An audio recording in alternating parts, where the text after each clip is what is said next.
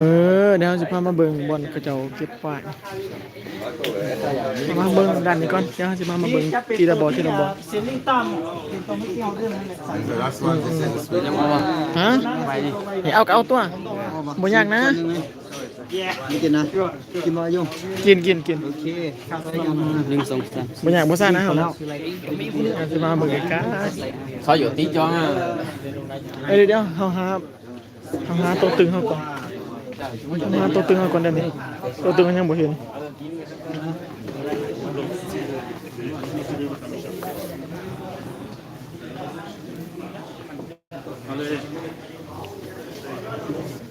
เขาสุเวียกดิ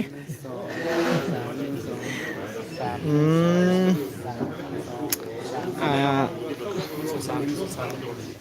โมเป็นยังที่เขาพามาเบิ่งคนเดียวกันโมยังมาเบิ่งไหวตอนนี้พี่น้องนี่เด้ออันนี้เป็นไหวเด้อนี่ราคาสติจิตัม175เซเกลตัวนี้175ตัวนี้ราคาที่ถือสิแพงนี่คือน้ำอันนั้นเด้อเวลาระยะในการดองเขาก็จะเด้อว่าตัวนี้แต่ว่าผู้ใดเคยกินทางซีฟู้ดดอกนี่ว่ายมีหลายขนาดหลายกินในรสชาติขวดมันก็หลายรูปแบบเด้ลองเอาไปเด้ซื้อมาจาก2 ขวดกินน้ำกันเท่านั้น อันจะมีพนักงานนำอยู่ด้วยจะเบิ่งด้านข้างก่อนนะจะมาเบิ่งด้านกูบ้าอะไรไหมจัดไปหัวน่ะ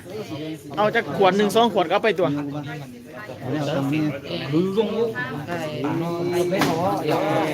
นี่เด้พี่น้องเขาจะเอาตัวนี้ไปลองเด้อเอาตัวนี้ติยังมีใบสวะเขาในกระเป๋าบ่ได้ซื้อมาอยู่รถพุ่นเด้เดี๋ยวให้มันมาก็ได้บ่ยากดอกท่านสิลองขวด1ว่าซะไปกินมาติดใจบ่ครูบาไป2 ขวดเลยติออกไปนี่ว่าตัวนี้35เซกตัวมาซื้อไว้ถึงทีได้พี่น้องที่โรงงานเลยนะโอ้โมเมนต์เมาหรือตีหัวหน้าแดงครับเมาแล้วเนี่ยเดี๋ยวนี้หนึ่งอะไรเนี่ยอยากจะยิงอยู่เกิดเดี๋ยวเขายางไปตรงนอนเขายอดชาลีชิโจเบิ่งทางนี้มาไกลได้บุเห็นนี่แต่ว่าโอ้แบบอันนี้ก็มีในห้องสีฟ้ามาอันนี้โอ้ลายแท้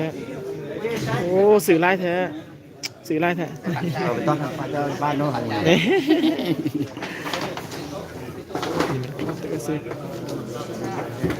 เบิ่งผู้สาวใครว่า2 ขวดได้ตี5แล้วโอ้ยจัดไปจับแซ่บหมดแล้วตีไผ่กินไว้หมดแล้วราคาเท่าไหร่ไว้2 ขวดมันได้เป็นที่ถึงแจ็ค70อยู่ที่70เป็นไรโอ้2 ขวด70เซกซื้อบ่ครับนี่ถือเหลี่ยมคือพังกัน2 ขวดได้เลยนี่2 ขวดแล้วตัวดิทีมเขาไม่มีผู้ซื้ออยู่อ่ะจังหวะนี้คุยดิมคลิกเดียวว่าจะซื้อ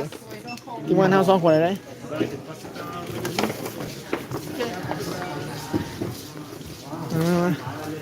มาอันนี้ต่อเสียบเลยวะ